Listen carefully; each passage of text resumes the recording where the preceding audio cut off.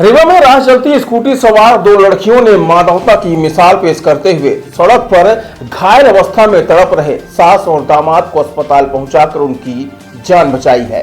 क्या घटना हुई? हम बस वहाँ से जा रहे थे तो हमने देखा तो ये आंटी का और अंकल का और छोटे से बच्चे का एक्सीडेंट हुआ था वहाँ पे।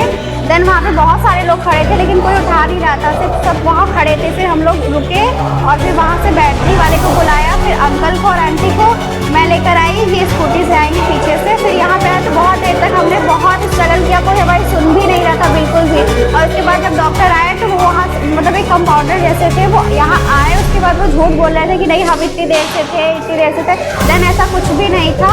जब हमने हमारे घर पे फ़ोन किया है देन सोर्स के माध्यम से डॉक्टर्स यहाँ पे आए हैं और फिर इनका ट्रीटमेंट स्टार्ट किया। और इतना स्लो है, कोई सुनता ही नहीं है यहाँ पे। इतने में तो पेशेंट की जान चली जाए।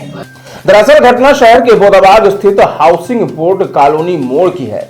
जानकारी के मुताबिक प्रकाश शुक्ला अपनी सास शशि अग्निहोत्री को बाइक में बिठाकर बोदाबाग से चिरहुला कॉलोनी जा रहे थे। तभी हाउसिंग बोर्ड के समीप ही एक अज्ञात बाइक सवार ने उन्हें टक्कर मार दी।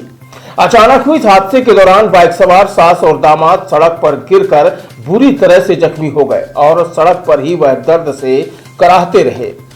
घटना के बाद जब सड़क पर सास और दामाद तड़प रहे थे तब वहां आसपास मौजूद कोई भी व्यक्ति मदद के लिए आगे नहीं आया।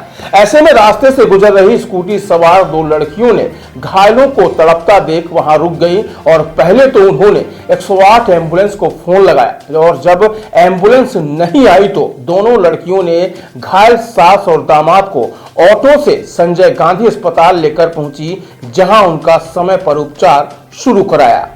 गौरतलब है कि सरकार ने घायलों को समय पर अस्पताल पहुंचाने वालों के लिए 25,000 रुपयों की प्रोत्साहन राशि देने का ऐलान कर रखा है। ऐसे में इन लड़कियों ने न सिर्फ मानवता की मिसाल पेश की बल्कि सरकार की इस योजना की भी हकदार बनी है।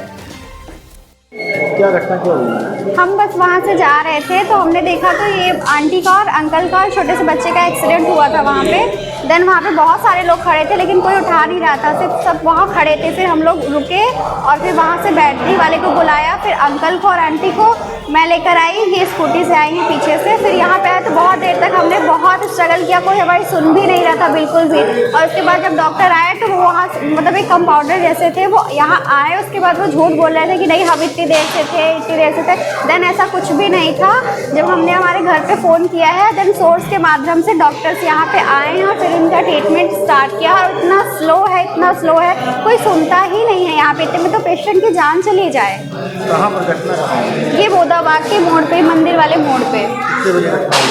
मैक्सिमम 4-4:30 बज रहे थे। घायल कौन है, कहाँ की हैं रहने वाली? ये भी बोदाबाग के ही हैं, वहीं के ही। अपने घर तरफ ये भी जा रहे थे, वहीं बगल की गली थी, वहीं पे इनको मोड़ना था, वहीं पे इनको भी जाना था। ये तो अंकल भी घायल है। हाँ, ये इनके दामाद हैं, अंकल के दामाद हैं।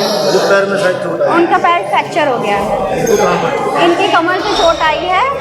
इनका नीचे का हिस्सा पूरा काम नहीं कर रहा है। एक्सरे के लिए हम वेट कर रहे हैं। आपके साथ कौन था? हमारे साथ मेरी सिस्टर थी, क्या नाम है? तनु सिंह।